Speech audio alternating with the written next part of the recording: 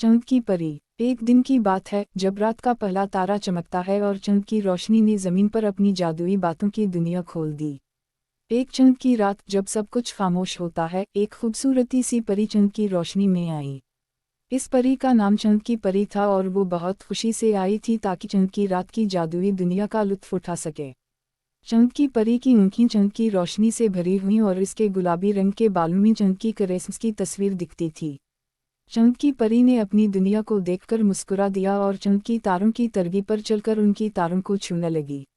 एक तारा बोला, आपको कैसी मदद की ज़रूरत है चंद की परी?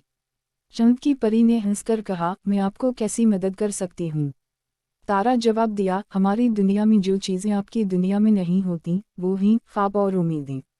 चंद की परी ने तज्जुब से पूछा, ख्वाब और उम्मीदें? तारा ने मुस्कुरा कर कहा, जी हाँ, हमें ख्वाब देखने की और उम्मीद करने की इजाज़त नहीं होती। आपकी दुनिया में कुछ भी मुमकिन होता है। चंद की परी ने समझाया, तो कैसे मैं आपकी मदद कर सकती हूँ?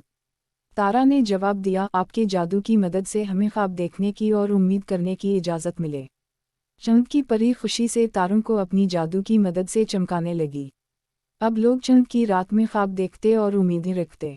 चंद की परी की जादू से ज़मीन पर उम्मीद की करने खुशी के रंगों में रंग गईं और लोगों की ज़िंदगियों में तब्दीली आई।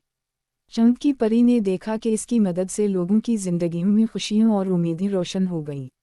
वो खुद भी खुश थी कि वो अपनी जादू को दूसरों की मदद के लिए इस्तेमाल कर रही थी। चंद की परी की मदद से लोगों ने अपनी ख्वाबों को पूरा करने की उम्मीदें पाई और उनकी ज़िंदगियों में नई रोशनी आई।